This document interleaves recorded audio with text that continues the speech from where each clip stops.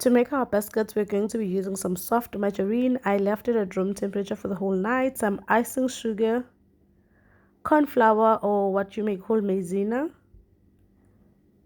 cocoa powder. I use the light one. If you want your biscuit to be too dark, you can use a dark one. And some all-purpose flour or cake flour, some vanilla essence, and you can use any other essences if you want.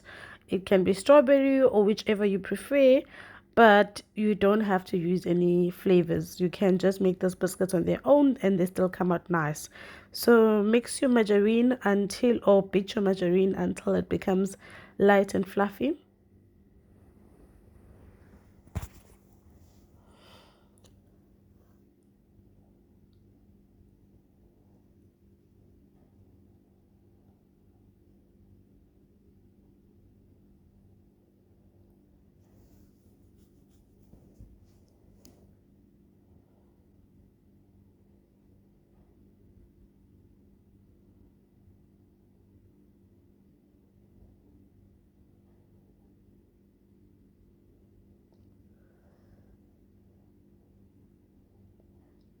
Go on and add your icing sugar. As you guys may have noticed, I did not add the whole thing.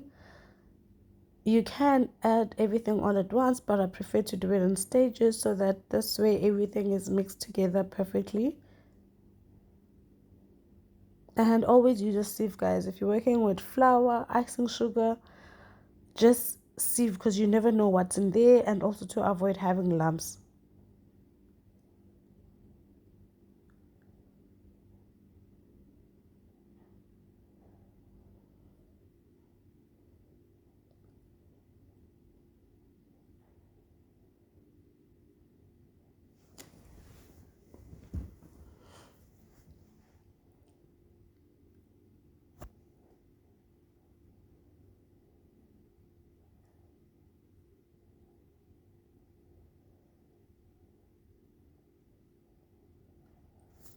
When everything is mixed, continue adding whatever remaining icing sugar you may have. You can do this in 3 stages or 2, or you can do it all at once, but I prefer not to do everything all at once.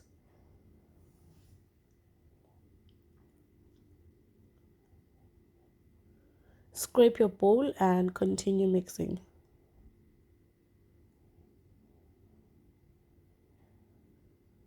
I went on and added the corn flour. Corn flour is quite soft, guys. I think if I were to compare it, I think it's quite soft as the icing sugar. So I start with the soft things first and then I end with my cake flour. Not to say that my cake flour is any hard, but if you look at those two things, they are quite different. And continue mixing after you've added your essence, or you can add your essence at last. It's up to you.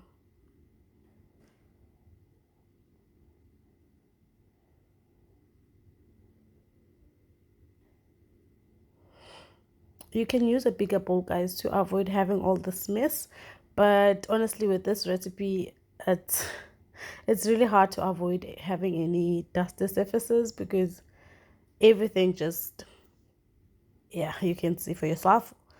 Others would go on and use a wooden spoon, but it takes forever for me, so I prefer using this.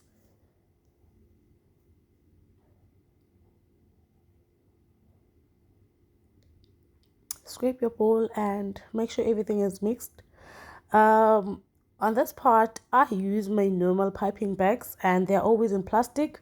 I don't have those other ones. I've seen that a lot of bakers use, I'm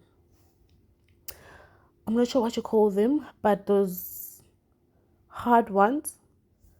I prefer using these ones, even though I feel like now they're giving me a problem because they break me easily. So I always make sure that I have at least 6 or 7 on the day that I'll be making biscuits.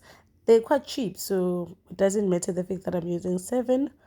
But if you have the reusable one, just opt for that one. And the nozzle that I'm using, guys, it's quite big and it allows for the dough to come out easily.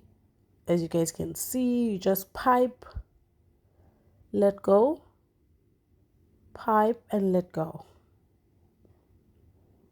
and it depends what length you're going for. You can make this shorter or you can make them longer. It's totally up to you.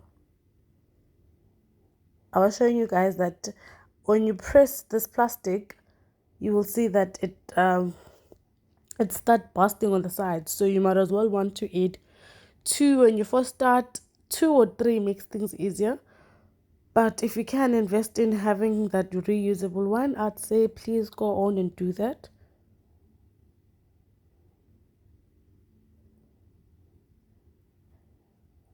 You will see your consistency of the dough. If it's okay, it allows you to pipe easily. If it's not allowing you to pipe easily, chances are you've added too much of the flours, or yeah, it has to be the flours. It can be anything else, or you don't have enough margarine. Because if you have enough soft margarine, then everything will pipe easily. And now we are making a different shape. You can make any shape that you want. I was just showing you guys different shapes that I made. Honestly, I am breathing so hard. I'm having difficulties breathing because I am trying to hold my breath. I haven't done this in a long time, and I'm trying to make sure that I do not have to restart. This is an 8 minutes video, and if I flop or do anything that's wrong, I'm gonna have to start all over again, and I don't think I can do that. So every now and again, I find myself wanting to sneeze. I don't know why, but I find myself wanting to sneeze more than I usually do. I think it's because I'm holding my breath quite a lot. But yeah, you can also do these shapes. You can do any other shapes, guys. I think on the last pictures that I'll be showing you, you will see that I did other shapes that I did not include in the video. Okay, not all of them are going to come out perfect. So to make the chocolate ones, you're going to add your cocoa powder. As I mentioned, guys, mine was light. I did not want my biscuits to be too dark. I think they look much more nicer if they're not too dark, but that's totally up to you. And also, you have an option of using melted chocolate to either coat the biscuits when they're done, or just add it here instead of using cocoa powder, and you use your melted chocolate.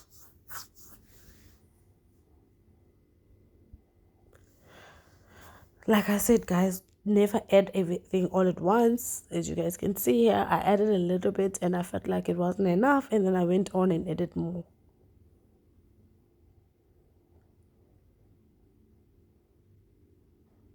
Don't add too much cocoa powder, guys, because you don't want to change the consistency of your dough. If you add too much, you might end up with a very hard dough that's very hard for you to pipe.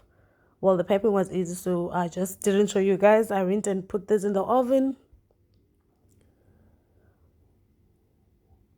Everything will be in the description box, guys, the quantities and the baking time. And that's it, we are done. This video didn't do justice. But this is a batch that I did before this when I took this video. I think the sun did justice to these pictures, guys. But try this out and let me know what you guys think of them. I am sure you're going to enjoy them. They literally melt in your mouth. Like if you want a biscuit that melts in your mouth, this is the one. Okay, see you next time, guys. Bye.